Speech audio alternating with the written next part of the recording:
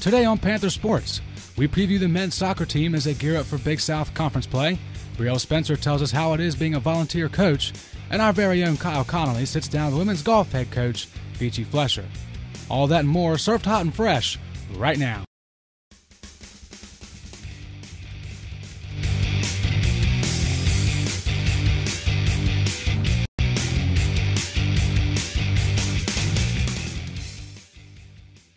Welcome to Panther Sports. I'm Kyle Connolly. Let's get things going with this week's weekly roundup.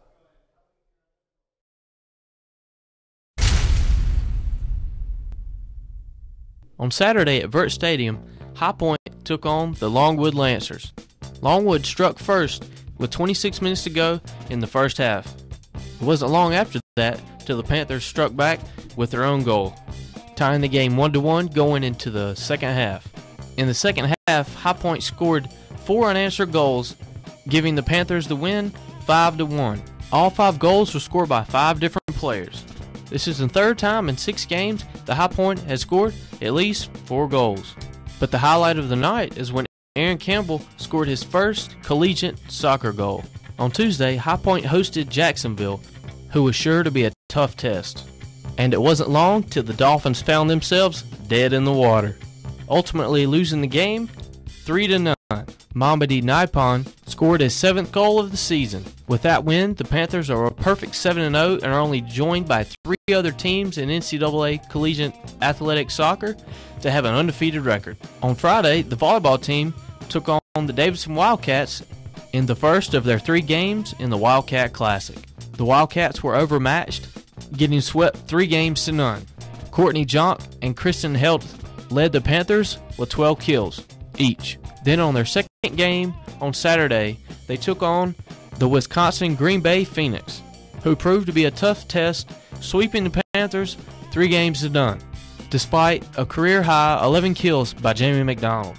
HPU kept it close, but just couldn't pull it through in the crucial points. Later on that same day, in their third game, High Point played the North Carolina Central Eagles, who weren't a problem at all.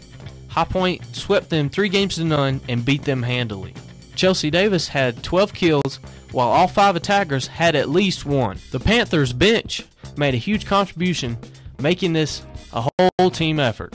In women's soccer, the Panthers took on the Elon Phoenix on Friday, with the game ending in a 1-1 draw. The lone goal from High Point came from Becca Hemley, which is her 5th goal this season. Then on Sunday, the women headed up to Morgantown, Virginia, to take on the West Virginia Mountaineers. And unfortunately, it wasn't the result that they were looking for, losing 6-0.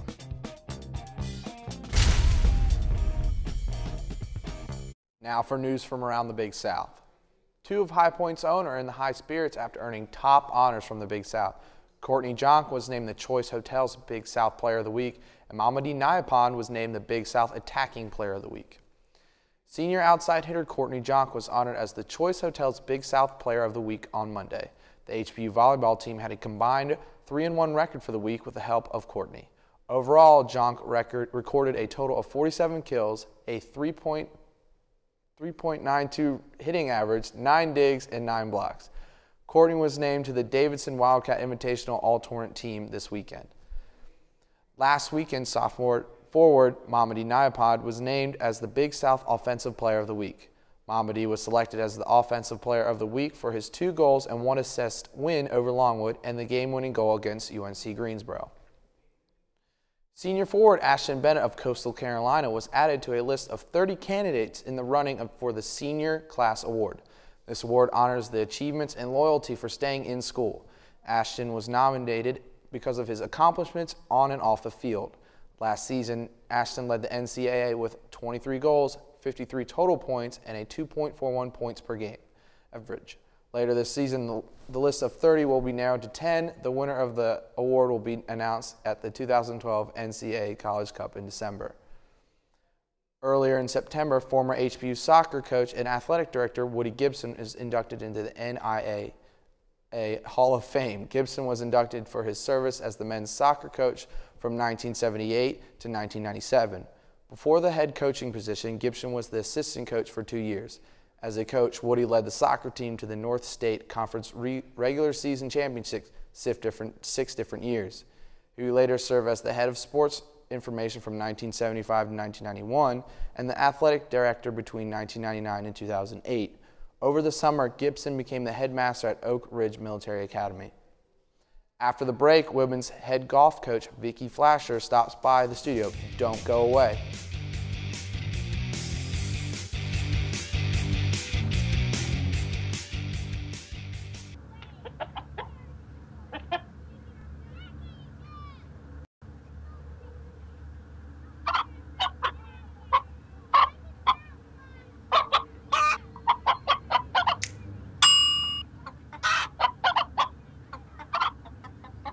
Separate raw meats from other foods by using different cutting boards. 3,000 Americans will die from food poisoning this year. Keep your family safer. Check your steps at foodsafety.gov.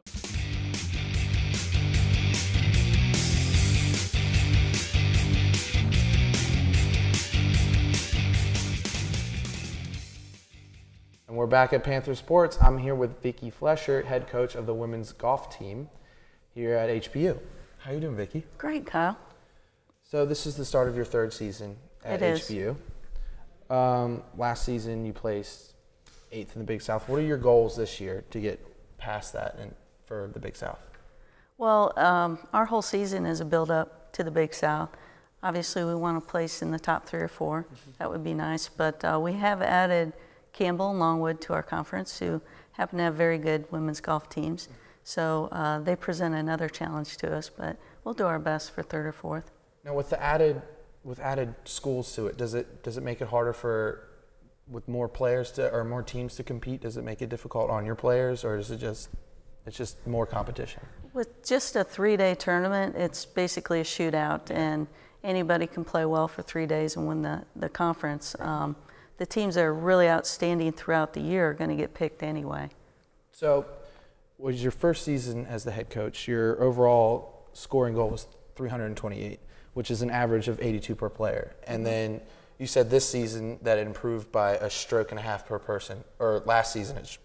What are your goals this year to improve even more strokes, or just in general, like better scores? Well, definitely better scores. We'd like to increase our rankings. We went up about 30 spots in rankings last year. We'd like to go up another 30 if possible. And then also have the same improvement as far as stroke average as we did last year. Right. So this season, I have a question. For the spring and fall and spring seasons, is there any difference, or is it just different matches, or is it just a different type of play, or do you combine both the fall and the spring? In terms of rankings, you combine both the fall and the spring. The fall season is usually just a little bit shorter. The spring season you want to build up into conference, so you try to start early and get as many play days as you can in before conference, so you're ready for that. So the fall is kind of like a lead up into the spring. Correct. Okay. Now, I know that your husband this is his first season as the men's golf coach. Now, do you give him tips while you're out there, or do you let him do his thing? Well, he coached previously at Pfeiffer, so he's not really a stranger to coaching, but in terms of getting him settled, I think it was nice to have me as a resource. Right. And also nice to be in the same household, because at 10 o'clock at night he can say, hey, I was thinking about this. Do we do it this way or that way? So it's made his transition pretty easy, I think. As at your previous school, you were 7 consecutive Division III championships, and you were named a Division III coach in 2005 and 2006. Do you think this year is the year that the women's golf team is Big South Championship, and that you can become Big South Coach of the Year? Well, the Big South Coach of the Year is really based on team performance. And you can't control your competitors. You can only control yourself, which is what we'll try to do. And I'm cautiously optimistic this year, and we'll go into the tournament to be the best prepared that we can. And if everything falls in place, then we may win. I'm not saying we can't win, but the numbers say, we're looking at 3rd or 4th place if we play well. So it's kind of like the NCAA basketball tournament. You always had that Cinderella thrown in there, so we could be a Cinderella. Now, this season, when you practice, do you guys just go out and just play like 9 holes of golf, or do you specifically practice in certain areas, like your chipping, your putting, or your drives? Is there a specific area that you practice each day, or do you just play 9 holes? Typically, we don't just play 9 holes because as we go through the season and play more matches, I can get a better idea of where we need to work. So at the beginning, we'll have qualifying, which is pretty extensive. It's probably 72 holes. And then after that, just to get a basis of what your players are, who you want to be your number 1, number 2 players, or just to make the team? No, we don't have tryouts, so it's basically to see who travels to the first tournament. Okay. And then it's kind of like a competition. I can see where we need to work and take a week or so before our first tournament and work on those areas. And it's really, you have to be very flexible in golf, and it seems to trend towards team problems. So the team might start missing 3-footers. We might work on 3-footers when we come back. Okay.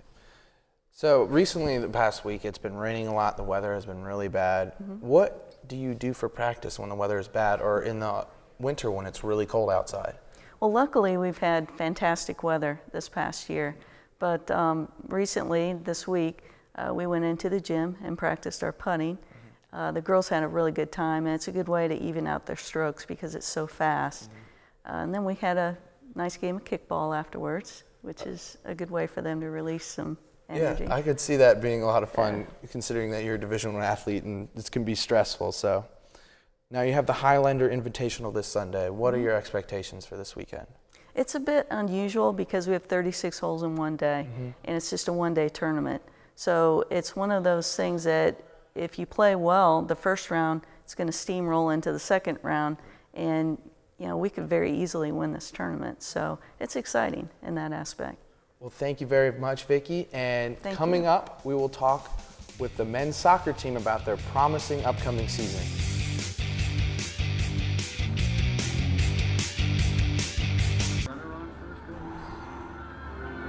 Now the big guy comes up to bat, hitting .342 with 92 RBIs and 36 homers.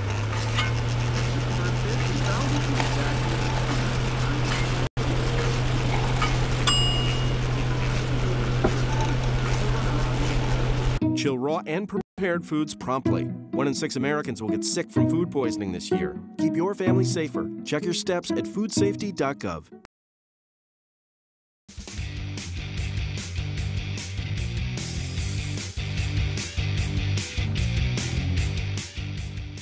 The High Point University men's soccer team continued their undefeated streak this weekend in the conference opener win against Longwood.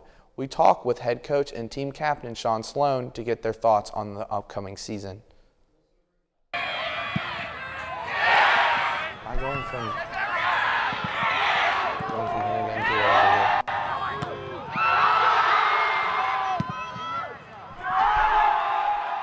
And with those 5 goals, High Point clinched a crushing 5-1 victory in their first conference game of the season against opponent Longwood, adding yet another win to their undefeated streak. But with success comes expectations. According to senior and co-captain Sean Sloan, the highest expectations for the team come from the players themselves. The expectations for conference this season would be Big South regular season and conference tournament champions. And we know we can do it, but it takes a lot, especially if you win that regular season, you got a target on your back the whole tournament, so it's tough. But I think we're at a place right now where we can compete. That we want to take care of business in conference, go undefeated during the regular season, and take care of business in the tournament and win. Recently ranked 28th in the nation by the College Soccer News National Poll, the Panthers currently boast a 7-0-0 overall record this season and a 1-0-0 record in Big South Conference play. Head coach Dustin Bonder is confident the team's hard work during recent months will translate into success on the field in the upcoming season. Yeah, I think most of our improvement that we're seeing this fall happened in the spring. We had a really good spring season. The guys really committed themselves to working hard both on the field, in the classroom, and in the weight room. And in those 3 areas we saw significant gains out of our group, and I think that's transformed us into a new group this fall, a hungry group that's ready to come out and get results and compete day in and day out. This week, High Point hosts UNC Asheville and William & Mary. The Panthers are currently 14-6-2 all-time against Asheville. The High Point last faced William & Mary in 2010, falling to the Tribe 1-2.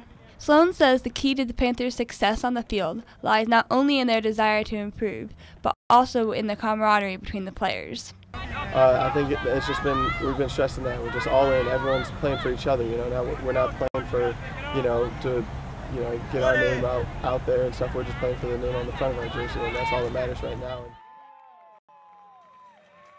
How did a former High Point athlete stay on the team without even having to play? We'll tell you next on Panther Sports.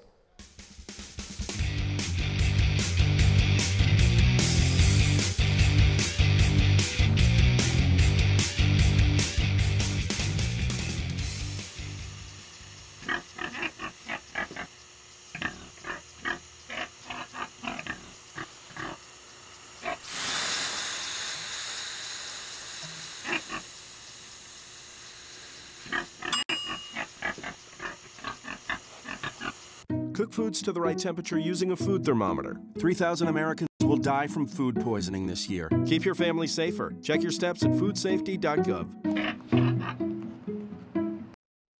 For some of High Point's student athletes, college will be the last time they step onto the playing field.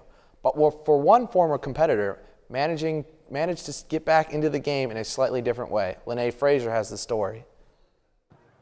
As Versalina will throw it back. That's almost a dangerous centering pass if Spencer wasn't there.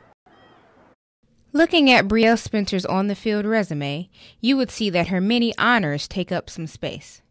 Spencer was named to the Big South All-Tournament team, holds the HBU Division I record for career minutes played, and started in all 21 games her freshman year. She also witnessed the Panthers take home the 2009 and 2010 Big South Championship titles. Spencer graduated last year with degrees in math and physics, and as it turned out, her path out of HBU would lead her right back to where she finished. She's now a volunteer coach for the same team she helped lead to victory just 2 years ago. While switching from player to coach might be a tough transition for anyone, Spencer says the hardest part has more to do with her taking charge than with her soccer skills. Well, for me, I still want to be so many of their friends, because for some of them I played with for 3 years. So sometimes I just have to remind myself there's a little bit of a line that I can't exactly cross. I have to more instruct them than be their buddy. So that's a little difficult. Spencer is working towards her master's in teaching secondary mathematics at HBU while keeping up with the sport she loves. She credits her former coach and now colleague, Marty Beal, with giving her the chance to still be a part of the team. It's just a great opportunity to build myself as a person and then as a coach, because I hope to continue coaching in the future, whether it be at the high school, the club level, or anything like that. And then he just allowed me to still be part of this team. I wasn't ready to give it up. Spencer also hopes to continue teaching off the field as a high school instructor. And while her background in numbers and angles might not have given her an edge on the field, Spencer knows she has to put in work to get out what she wants. Maybe I think about angles a little bit more than the average soccer player, but nothing too special. I mean, for my math and physics majors, I had to work hard, and hard work was what got me going on the soccer field as a player and a coach. So that's the thing that applies the most. This is Lene Frazier with Panther Sports. That's it for Panther Sports. Thanks for watching. See you next week.